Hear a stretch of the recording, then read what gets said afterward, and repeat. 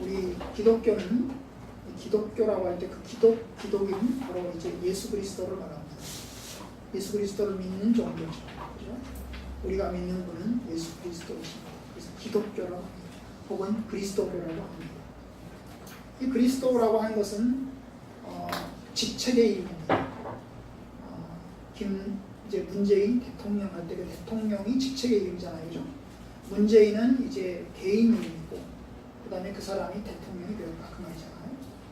그렇습니다. 예수라는 분이 그리스도다. 바로 예수 그리스도. 그래서 그리스도라고 하는 직책을 우리가 이제 기억해야 됩니다. 그리스도란 무슨 뜻이죠? 그리스도란 무슨 뜻입니까? 그리스도란 기름 부음 받았다 그런 뜻입니다. 예수가 기름 부음을 받았다 그런 뜻입니다. 무슨 기름 받았어요? 성경에 기름 부음 받은 적이 없는데 무슨 기름 부음 받았겠습니까? 하나님의 성령의 기름 받았죠, 그죠? 성령의 기름 받았습니다. 성경에 신약 성경에 예수가 기름 부음 받았다는 뜻은 없습니다. 그런 말은 없습니다. 그런 말은 없습니다. 그러나 그분이 기름 부음 받은 직책을 가지고 있는 것입니다.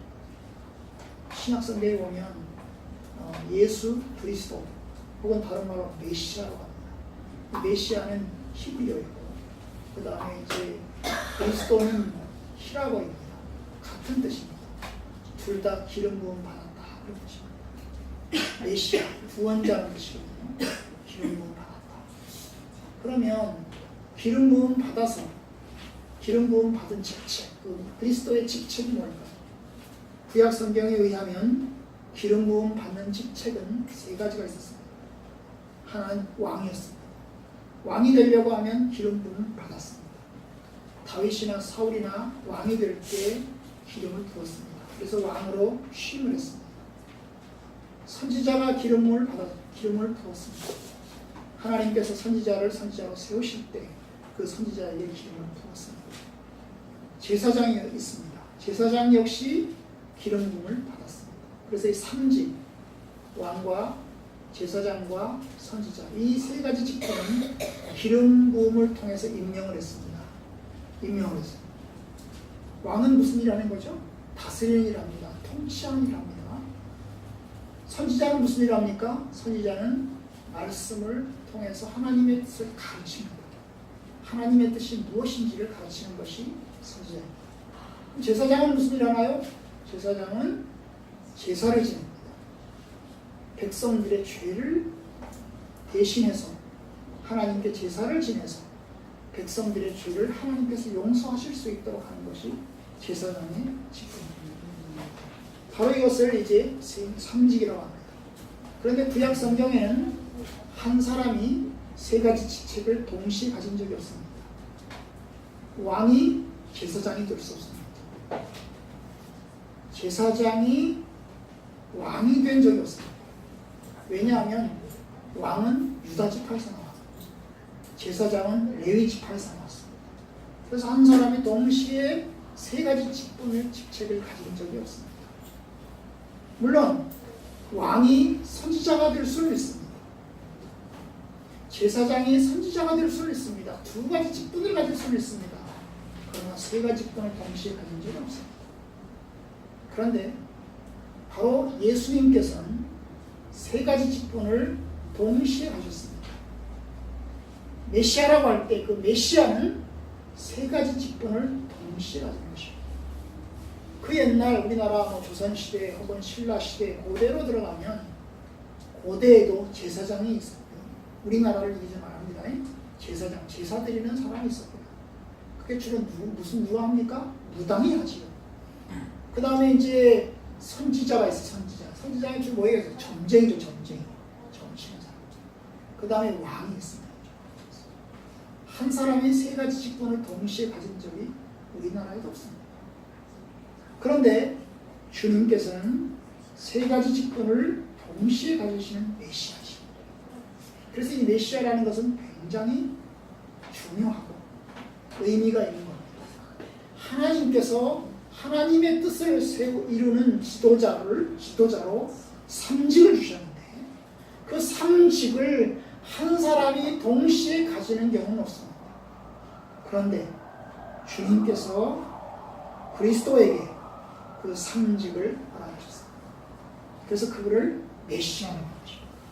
메시아라는 말은 상직을 동시에 가지고 있는 경우에만 쓸 수가 있어요. 그러면 이제 오늘 우리가 그 삼직 중에서 제사장직을 보려고 합니다. 우리가 이제까지 이제 삼직 중에서 왕직과 선지자직을 보려고 합니다. 제사장직은 그래도 좀 길어요. 이 사무엘 루터포드의 요리문답에 의하면 이 제사장 직분에 관련된 질문이 40개가 넘습니다. 왕직은 15개고, 선지자직은 3개고, 제사장직은 40개가 넘습니다. 그러니까 사무엘 루터포드는 지금부터 350년 전에 영국의 스코틀랜드의 목사님이십니다.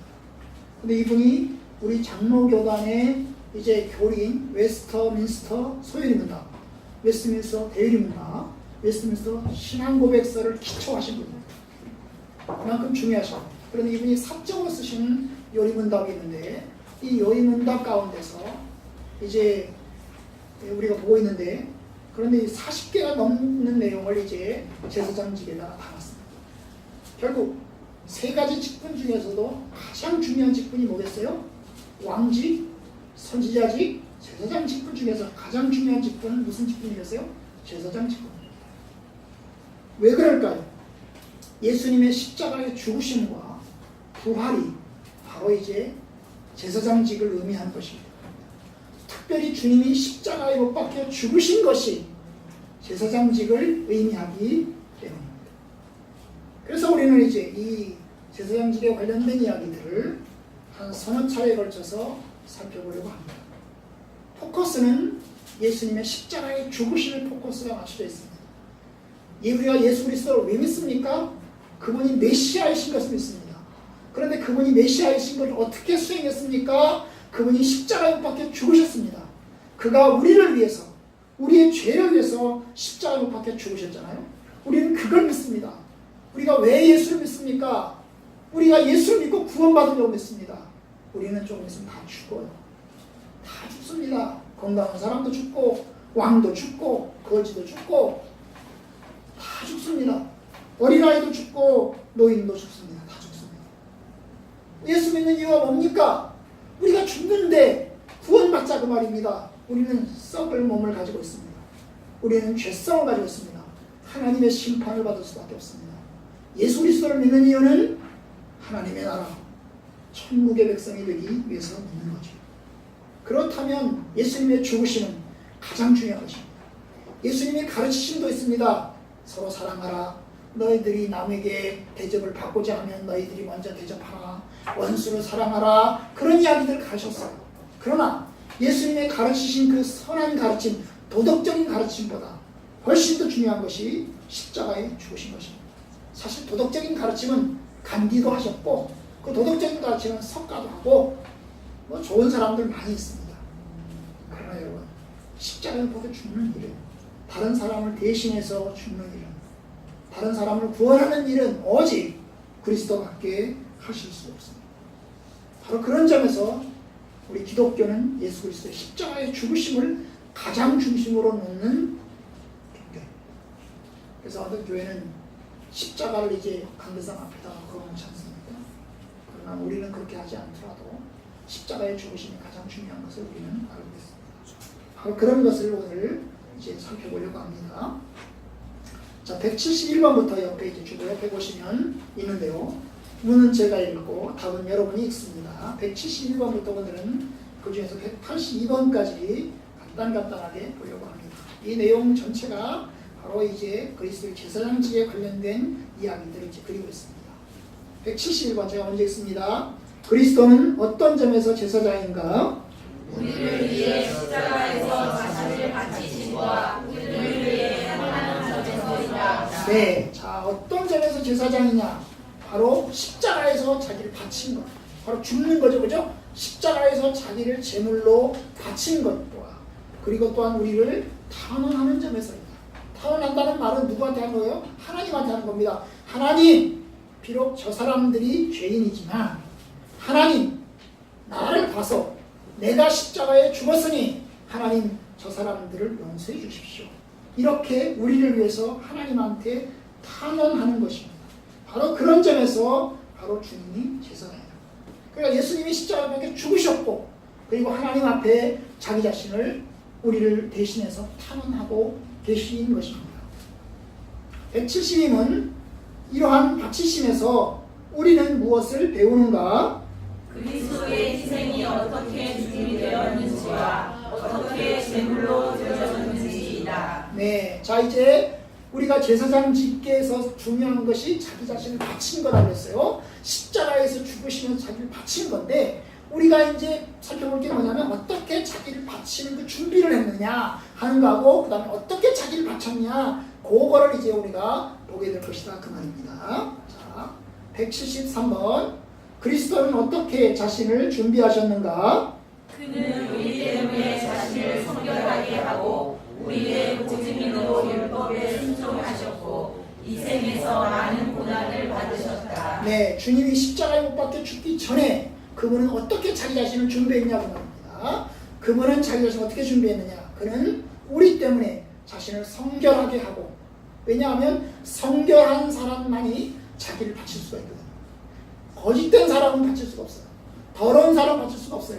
죄 있는 사람은 바칠 수가 없어요. 죄 없는 자만이 다른 사람을 대신해서 제물로 바칠 수가 있습니다. 여러분 구약 성경에 오면 구약에는 이제 사람 대신에 뭘 바쳤습니까? 짐승을 제물로 바쳤죠. 그렇죠? 양이라든지 염소라든지 소라든지 이런 걸 바쳤습니다. 그럼 돼지는 됐을까요? 안 됐을까요? 돼지는 됐을까요? 안 됐을까요? 안 됐습니다. 그럼 돼지는 왜 안 됐을까요? 하나님 보시기에 정결하지 못하다고 하나님이 낙인을 찍었어요. 그럼 왜 돼지는 정결하지 못하다고 낙인을 찍었을까요? 소는 왜 될까요? 거기에는 두 가지 조건이 있었습니다. 짐승은 어떤 게 성결하냐? 우선 다리가 쪽발이어야 됩니다. 쪽발이어야 됩니다. 그러면 소도 쪽발이고 돼지도 쪽발입니다. 이 조건은 됩니다. 그렇죠? 되죠? 그 다음에 두 번째 되새김질을 해야 됩니다. 소는 되새김질을 합니다. 근데 돼지는 되새김질을 안 합니다. 그래서 하나님 보시기에 되새김질도 하고 쪽발이기도 한 두 가지 조건을 만족시키는 것을 정결한 짐승으로 분류했고 쪽발이나 되새김질 안 하는 짐승, 되새김질을 하지나 하나 쪽발이 아닌 짐승은 정결하지 못한 짐승으로 분류를 했어요. 그래서 하나님이 소는 정결한 짐승, 그리고 돼지는 정결하지 못한 짐승으로 분류한 것입니다. 그리고 이제 제물을 바치게 한 거죠. 제물을 바치게 한 것입니다. 정결한 짐승만 제물을 바칠 수 있는 겁니다. 새도 마찬가지입니다. 여러분, 새는 날아다니는 게 새죠. 그런데 날아다니는 새면서 이게 뭐야? 이게 뛰어다니는 새, 뛰어다니는 땅에서 뛰어다니는 닭 같은 거, 닭은 정결한가요? 안 정결한가요? 네? 날기도 하고 뛰기도 하면 정결하지 않습니다. 날기만 해요. 하여튼 뭐 바다의 고기도 또 이렇게 분류가 있어요. 뭐 지느러미가 있어야 되고 뭐 이런 게 있어요. 그래서 비늘이 있어야 되고 이런 이 두 가지 조건이 다 있어야만 또 정결한 것이고 이 둘 중에 하나만 있으면 정결하지 않은 것으로 이제 된 것입니다. 그럼 그 정결한 것이 의미하는 게 뭘까요? 새라는 확실한 새네요. 짐승도 되고 새도 된 건 아니란 말이에요. 바다의 물고기라면 완전한 의미에서 물고기가 되야 된단 말이에요. 지느러미도 있어야 되고 그 다음에 이제 비늘도 있어야 되는 이 두 가지 조건을 만족시키는 것이 완전한 의미의 물고기라는 거예요. 바로 그런 의미에서 이 완전한 의미에서 이 두 가지 조건을 만족시키는 이들을 정결한 짐승으로 제물로 바쳤습니다. 그러니까 부정결한 짐승은 제물로 바칠 수가 없었죠. 그런데 여러분 마찬가지. 인간을 대신하기 위한 그런 제물은 그런데 한계가 있었어요. 왜냐하면 제물은 한 번 짐승을 잡으면 그 제물을 잡아서 바친 제사가의 효력이 영원하지 않았습니다. 그 한 시점, 그 한 타임만 효력을 가졌습니다. 그러면 그 한 타임이 지나면 두 번째 타임이 오면 다시 또 제물을 바쳐야 되고 두 번째 타임이 오면 다시 제물을 또 바쳐야 됩니다. 그러니까 효력이 영원하지 않는 것입니다. 그래서 이것은 엄청난 낭비요. 그리고 이것은 연약한 것입니다. 그래서 주님께서는 이제 완전한 의미에서 한 번에 단 한 번에 완전한 효력을 가질 수 있는 제물을 준비하셨어요. 그것이 뭘까요? 바로 하나님의 아들이신 독생자 예수 그리스도시죠. 그는 죄가 없어야 됩니다. 그래서 그는 죄가 없는 하나님이신 그분께서 사람이 됐습니다. 모든 사람은 다 죄인이기 때문에 사람 중에서는 자격이 안 됩니다. 도덕적인 인간으로 살아도 안 됩니다. 왜냐하면 그는 원래 죄성을 다 가지고 있기 때문에. 그래서 죄가 없는 하나님이신 분, 사람의 씨앗이 아닌 하나님의 씨앗인 분이신 그 예수 그리스도를 이 땅에 가셨어요.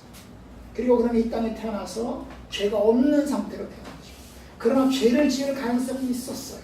왜냐하면 세 가지 시험을 통해서 넘어질 수도 있었습니다. 그런데 그는 넘어지지 않았죠.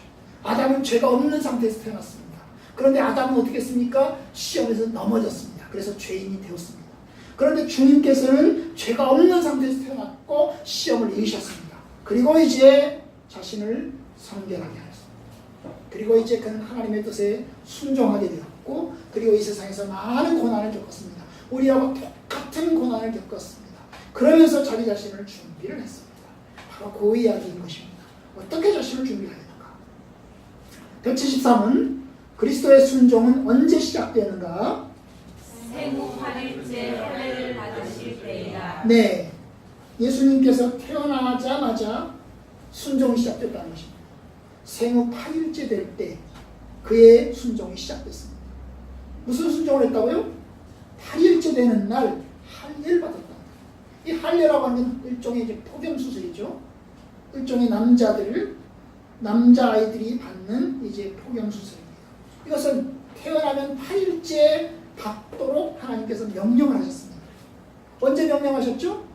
아브라함에게. 그 옛날 아브라함에게 하나님께서 할례를 받도록 명령하셨어요. 창세기 17장 12절에서 하나님께서 아브라함에게 명령합니다. 대대로 모든 남자는 난지 8일 만에 할례를 받을 것이다. 이게 하나님의 명령입니다. 여러분 이 명령에 따라서 아브라함의 아들 이삭도 태어나자마자 8일 만에 할례를 받았습니다. 그런데 여러분 아브라함과 예수님 사이에 몇 년 차이가 있어요? 1800년의 차이가 있어요. 그러면 1800년 전에 하신 명령을 1800년이 지난 그 예수님 당시까지도 이 명령이 수행이 되고 있다는 것입니다. 놀랍잖아요, 그죠? 하나님의 명령을 1000년이 넘고 2000년이 다가가는데도 그 명령을 지키고 있는 겁니다. 우리 같으면 잊어버릴 텐데, 그죠? 잊어버릴 텐데, 우리 같으면 안 지킬 텐데, 1000년이 지났어도 이 명령을 계속해서 태어난 지 8일 만에 할례를 받게 하는 것. 실로 엄청난 거죠. 마리아와 요셉은 이것을 실행을 했습니다. 예수님이 자기가 자원해서 실행을 한 게 아니죠. 태어난 지 8일째 된 애기가 뭔 결정할 수 있는 능력이 있겠어요? 아무것도 없잖아요, 그죠? 태어난 지 8일째 되는 애는 아무것도 모릅니다. 그럼 누가 한 거예요? 누가 한 거예요? 그 부모가 한 거예요. 마리아가 그것을 주도해서 한 것입니다. 마리아가 주도를 한 거예요. 놀랍죠. 그럼 이제 왜 할례를 받았냐? 175번. 왜 할례를 받으셨는가? 그가 자신을 율법의 채무자가 되셨기 때문이고 그가 아브라함의 자손이며 유대인의 세대임을 알게 하기 위함이다. 네. 자, 왜 할례를 받게 했죠? 하나님이 아브라함에게 명령을 하실 때 태어난 지 8일째 되는 날은 할례를 받아라고 했어요. 왜 받게 했어요? 할례 왜 받으라고 했어요? 왜 받으라고 했어요? 심심해서요? 왜 받으라고 했을까요? 왜요? 왜요? 하나님의 백성이 되기 위해서. 할례를 통해서 너는 하나님의 백성이다라고 인치는 거예요. 도장을 찍는 것입니다. 그러니까 할례가 결국 뭡니까? 하나님의 백성의 표시인 겁니다. 옷을 빨개 벗고 남자애를 옷을 딱 벗겨놓으면 할례 받았냐 안 받았냐에 따라서 할례 받았으면 넌 하나님 백성이구나. 할례 안 받으면 넌 하나님 백성이 아니구나. 딱 표시가 나는 거잖아요. 그죠? 이러한 것을 하나님의 백성이 되게 하기 위해서 할례를 받은 거죠. 그리고 그 명령이 주어진 거죠. 하나님의 백성들은 모두 다 할례를 받아라. 명령이 주어진 거예요. 그럼 예수님은 왜 할례를 받았어요? 예수님이 할례를 받은 것은 하나님의 율법에 순종하는 거죠. 사실 예수님은 할례 안 받아도 돼요. 왜냐하면 할례 안 받아도 이미 하나님에게 속해 있어. 그는 하나님이십니다. 그는 할례 받을 필요가 없어요. 그런데 그는 할례를 받았어요. 왜요? 율법을 지켜야 되는 책무자가 되기 위해서. 내가 할례를 받는다는 것은 율법을 다 지키겠다고 하는 그 책무를 자기가 담당하겠다는 것입니다. 바로 그런 의미에서 그의 부모는 이 아이는 앞으로 할례를 받으면서 모든 율법을 다 지키도록 할 것입니다 라고 하는 뜻에서 할례를 받았다. 이스라엘이 할례를 받는 이스라엘 백성들이 할례를 받는다는 말은 이제부터 할례 외에 다른 율법을 다 지키겠습니다. 다 지킵니다 라고 하는 뜻을 가지고 있는 것입니다. 그리고 그가 아브라함의 후손 또한 유대인 부소주인 것을 알기 위해서 결국 이제 할례를 받으셨다는 것입니다. 자, 그 다음 176은 왜 그는 다른 유아나 바쳐진 제물처럼 성전에 바쳐지셨는가? 성령으로 우리도 자신을 하나님께 거룩하게 가질 수 있음을 알게 하기 위함이다. 네. 자, 아기 예수는 태어나서 8일 만에 할례를 받은 것만이 아닙니다. 이스라엘 사람들은요, 태어난 지 8일째 되는 날 할례를 받으면서 이름을 지어줍니다. 그때 이름을 붙입니다. 8일째 되는 날 이름을 붙이거든요. 그리고 난 다음에 33일이 지나고 나면 하나님께 바칠 의식을 합니다. 특별히 큰아들을 하나님께 바칠 의식을 합니다. 왜냐하면 이 큰아들은 선택받은 자라 그래가지고 하나님께 바칩니다.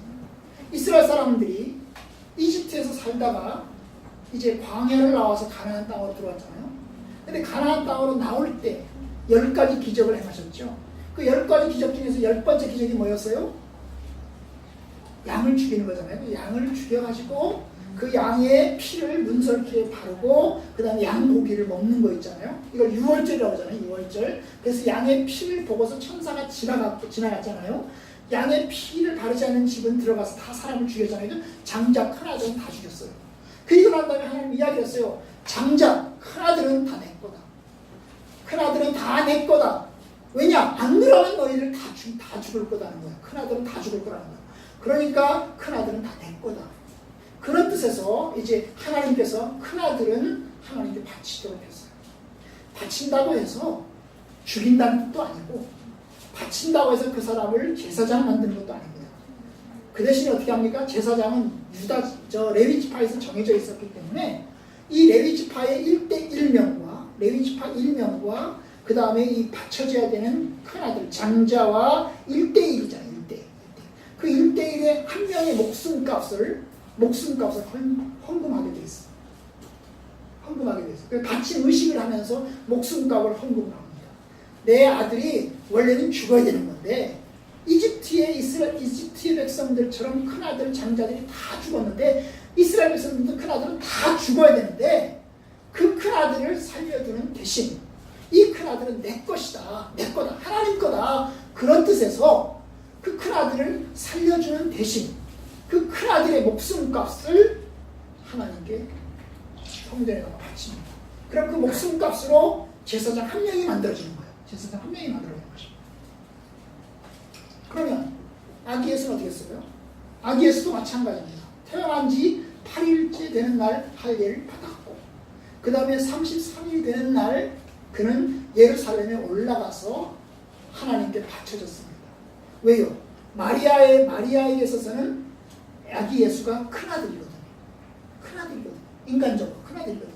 그래서 그 아기 예수를 제물로 바칩니다. 제물로 바친다는 죽인다는 말이 아니고 하나님한테 예배를 통해서 하나님 이 아들을 주님의 아들로 바칩니다.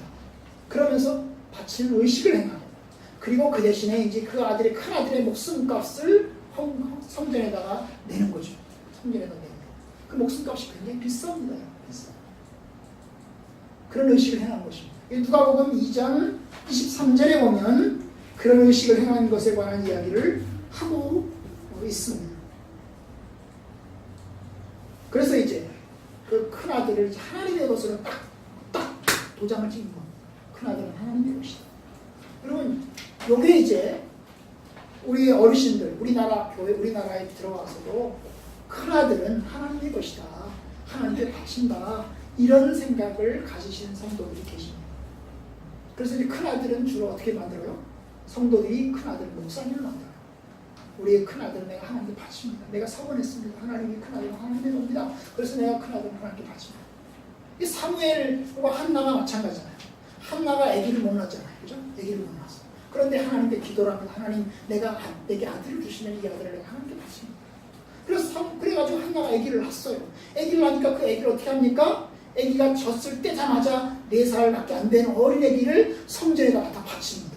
어떻게 해요? 성전에서 아주 키워요. 아주 키워요. 마치 그 옛날 동자승처럼 산속에서 키우듯이 그냥 예루살렘 성전에서 에르지스장 밑에서 사무엘을 아주 키웁니다.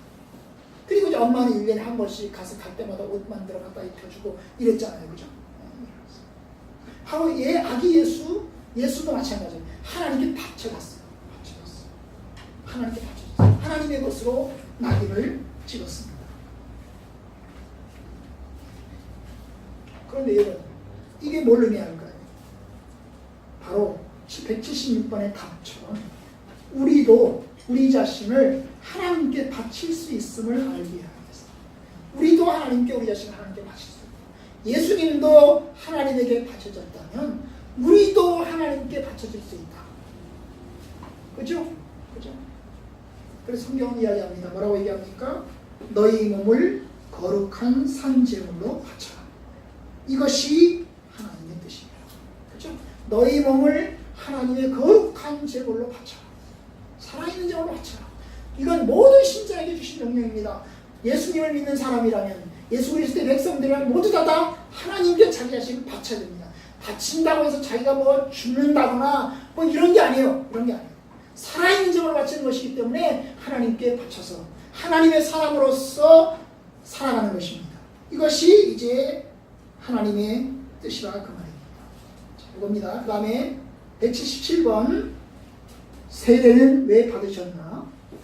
죄를 위해서가 아니라 우리를 위해 언약에 있는 징표로 또 그가 우리와 한 징표를 지킴으로 우리의 존귀함을 알기 위함이다. 네.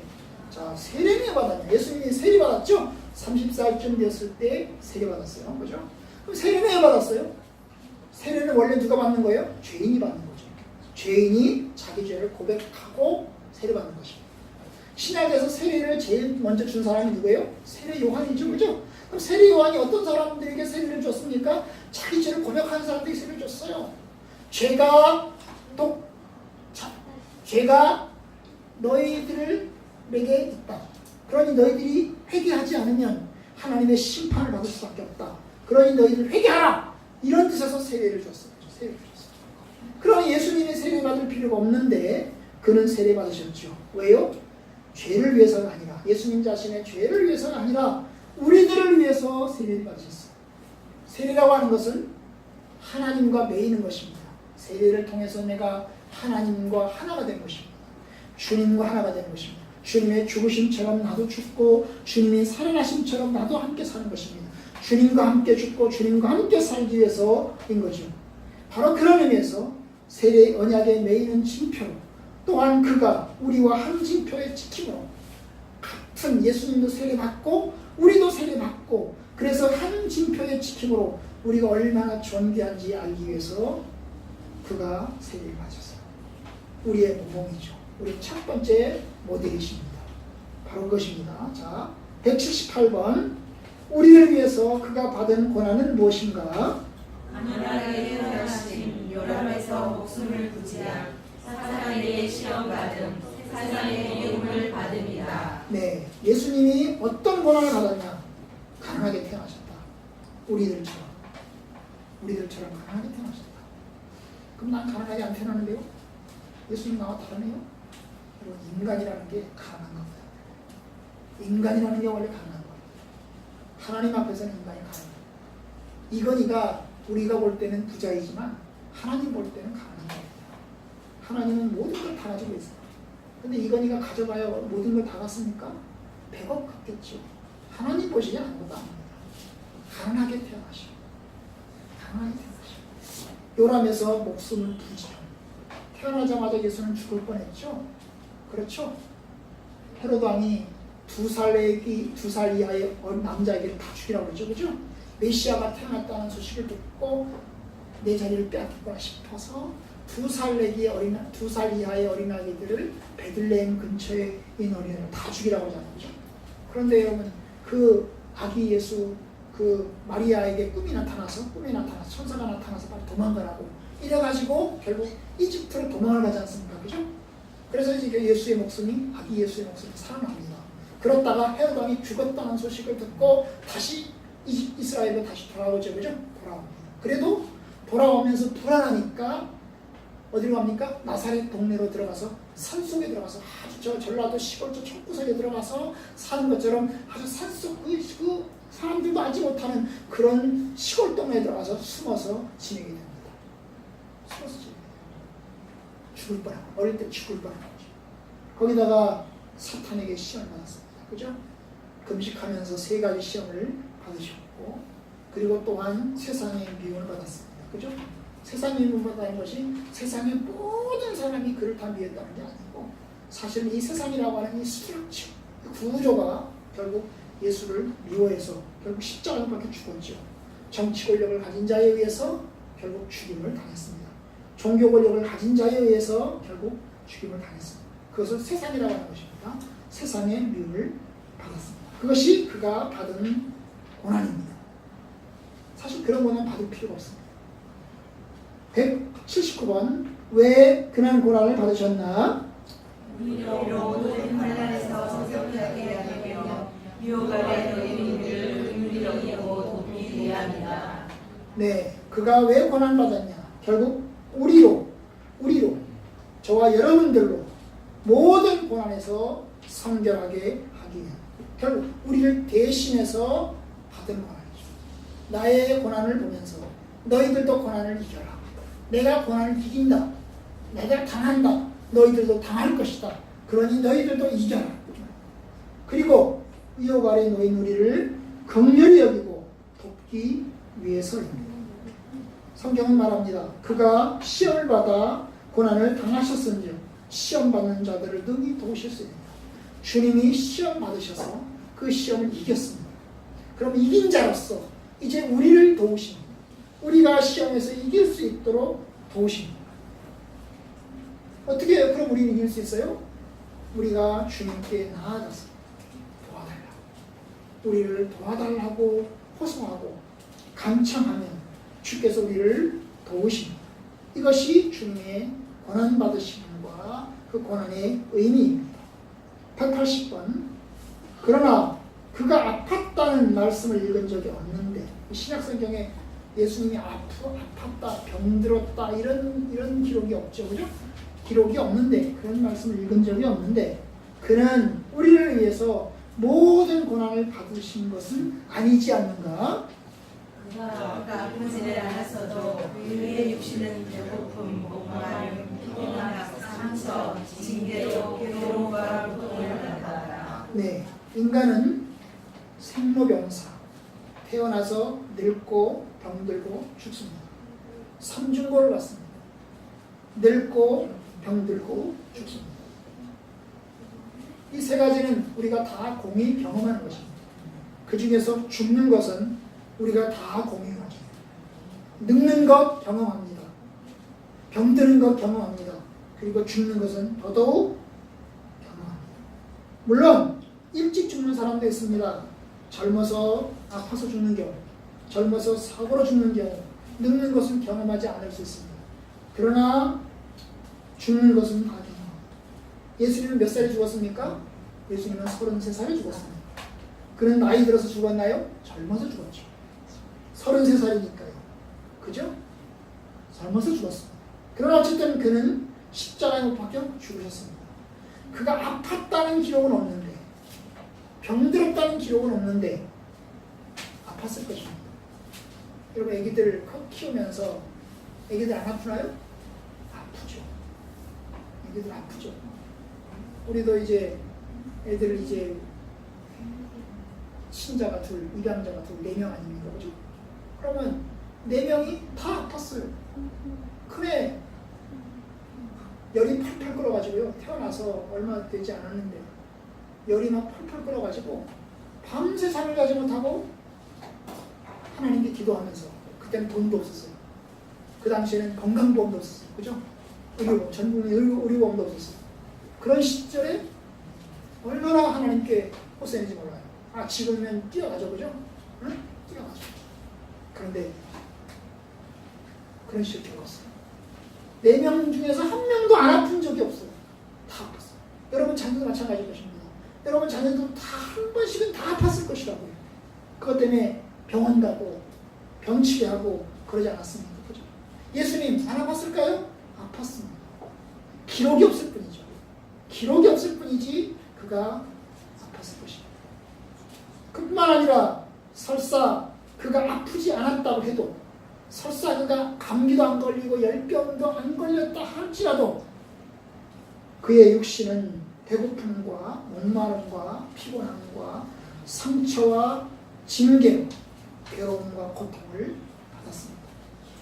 그는 인간이 당하는 거의 모든 고통을 다 겪으셨습니다. 어쩌면 우리가 받는 고통보다 훨씬 더 큰 고통을 그는 받으신 것입니다. 왜냐? 하나님이십니다. 그가 하나님이신데 받을 필요가 없는데 받는 거니까 더더욱 고통인 것입니다. 이것이 180번. 181번. 그가 어떻게 제사장으로 불리우게 되었는가? 하나님의 맹세 때문에 하나님의 기뻐하시고 이 지구를 그에게서 뗄 수 없게 하셨다. 네, 자 오늘 이제 말씀 시편 110편 봅시다. 시편 110편, 오늘 우리가 설교 전에 읽었던 말씀 110편 4절 다 같이 봅시다. 시작. 여호와는 맹세하고 변하지 아니하시니라. 이르시기를 너는 멜기세덱의 서열을 따라 영원한 제사장이라 하셨도다. 여러분 이 110편은 굉장히 중요한 문제입니다. 이 시편의 말씀을 여러분이 이해하기가 110편은 굉장히 어렵습니다. 왜요? 여호와께서 하나님이 맹세하셨다. 맹세라는 게 뭐예요? 약속한 거죠. 약속은 약속인데 변하지 않는 약속이죠. 한 번 약속한 것을 끝까지 지키겠다고 하는 게 맹세입니다. 그죠? 여호와는 맹세하고 변하지 않으시. 한 번 약속을 했으면 그 약속을 변하지 않는다는 거예요. 끝까지 그 약속을 지키겠다는 거예요. 그럼 그 맹세가, 그 약속이 뭘까요? 이르시기를 너는 멜기세덱의 서열을 따라 영원한 제사장이라 하셨도다. 이게 어려운 내용이 뭐냐면 여기서 너는 누구일까? 너는 누구일까? 너는 영원한 제사장이다 그랬는데 이 110편을 쓴 사람, 110편 이 사람이 다윗입니다. 그죠? 그럼 하나님이 다윗 보고 야 다윗아 너는 영원한 제사장이라 하나님이 그렇게 얘기하셨을까? 아닙니다. 하나님께서 다윗에게 이야기하신 것이다. 여러분 110편 4절도 어려운데요. 1절은 더 어려워요. 1절 봅시다.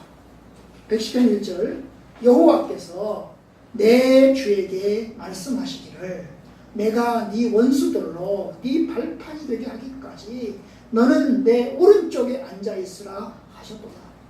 여러분 이게 굉장히 어려워요. 왜냐하면 생각해보세요. 여호와께서 내 주에게, 여호와는 하나님이죠. 그럼 내 주는 누구야? 다윗이 여호와께서 나에게 이르시되 이러면 말이가 돼.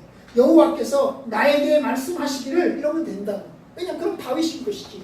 아 그럼 다윗이지. 하나님이 다윗에게 이야기한 거야. 뭐라고? 내가 네 원수로 네 발판이 될 때까지 너가 너 오른편에 앉아있으라 하셨다. 아 그건 이해가 돼. 그런데 여호와께서 내 주에게 말씀하셨다.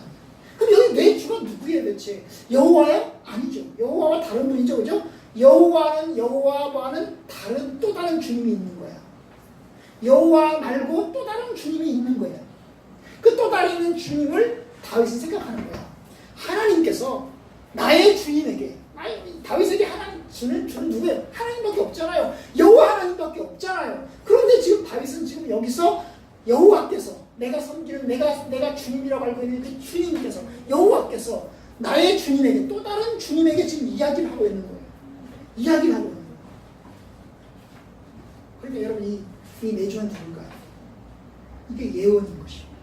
이게 다윗의 시이면서 다윗이 뭘 보는 거예요? 하나님이 천상에서, 하늘나라에서 하나님께서, 여호와 하나님께서 또 다른 주님에게 이야기하는 내용을 다윗이 보고 있는 거예요. 보고 있는. 그럼 그 주님이 누구겠어요? 바로 메시아, 예수님이신 것입니다. 하나님의 아들 되신 예수님에게, 여호와 하나님께서, 성부 하나님께서 성자 예수님에게 지금 이야기하고 있는 내용을 지금 영적인 눈으로 지금 보고 있는 거죠.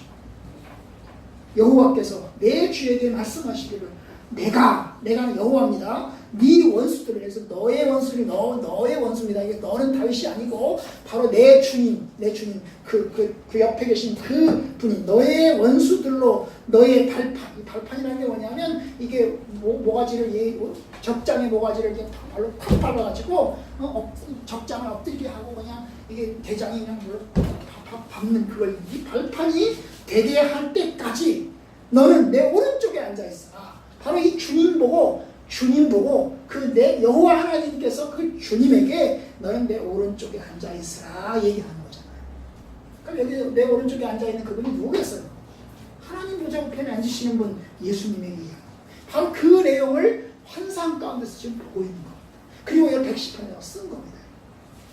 바로 그러니까 여러분 이게 똑같은 거예요. 여호와께서 맹세하고 면하지 아니하실 4절 이르시기를, 너는 다윗을 얘기하는 게 아니에요. 누구예요? 1절에 나온 그 내 주에게 하나님께서 이야기하고 있는 내용을 또 보고 있는 거예요. 너는 멜기세덱의 서열을 따라 영원한 제사장이라 하셨다. 여러분, 멜기세덱은 창세기에 나오는 사람입니다. 창세기 14장 15장에 딱 한 번 나와요. 그런데 이 사람이 어떤 사람이냐 하면 어느 날 갑자기 나타났어. 갑자기 나타나는데 이 아브라함이 자기 조카 롯과 함께 살다가 롯이 잡혀가잖아요. 그죠? 전쟁이 나가지고 잡혀갑니다. 그래서 아브라함이 자기 조카를 구하기 위해서 병사들을 이끌고 쫓아가서 그 롯을 구해옵니다. 롯을 구해와요. 롯을 구해오는데 제사장이 나타나는 거예요. 제사장이 나타나서 아브라함을 축복하는 거예요. 네가 조카를 잘 데리고 왔다. 그러면서 하나님께서 너를 축복하신다. 그래서 축복하는 거예요. 그래서 이 아브라함이 어떻게 합니까? 자기의 11조를 그 어디서인지 모르게 나타났던 그 제사장에게 11조를 바칩니다. 바로 이 멜기세덱이 그 당시 멜기세덱. 그런데 이 멜기세덱이 그러니까 바람같이 나타나다가 바람같이 사라진 거죠. 바람같이 나타났다가 바람같이 살았던 그 제사장. 바로 이 제사장을 아브라함보다 더 높은 사람이죠. 그죠? 아브라함보다 더 높은 사람이에요. 그죠? 그러니까 바로 그 얘기하는 거예요. 너는 멜기세덱의 서열을 따라서 영원한 제사장이라 하셨다. 누구에게 하는 말이라고요? 하나님이 누구에게 하는 말? 내 주에게 두 번째 하나님 보좌 우편에 앉으신 그 메시아 되신 그분에게 이야기하는 내용을 지금 환상 속에서 다 보고 있는 거예요. 보고서 이거 쓰고 있는 거예요. 여러분, 이 얘기가 바로 예수님에 관한 예언인 것입니다. 이 시편 110편이 그래서 굉장히 중요합니다. 예수님에 관한 예언을 지금 하고 있는 거예요. 메시아가 다시 이 세상에 오셔서 이 땅을 통치하고 영원한 제사장의 직분을 수행할 것이라고 하는 그 예언을 지금 하고 있는 것입니다. 그런데 이 예언이 이루어졌다. 언제요? 히브리서를 봅시다. 히브리서를 보면 그 예언이 이루어졌습니다. 히브리서 5장을 봅시다. 우리가 4장 아까 읽었는데요. 5장을 봅니다.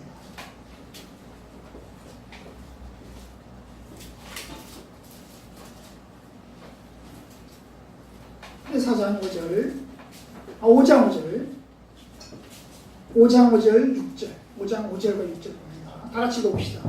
시작. 또한 이와 같이 그리스도께서 제사장 되심도 스스로 영광을 취하심이 아니요 오직 말씀하신 이가 그에게 이르시되 너는 내 아들이니 내가 오늘 너를 낳았다 하셨고 또한 이와 같이 다른 데서 말씀하시되 네가 영원히 멜기세덱의 반열을 따르는 제사장이라 하셨다.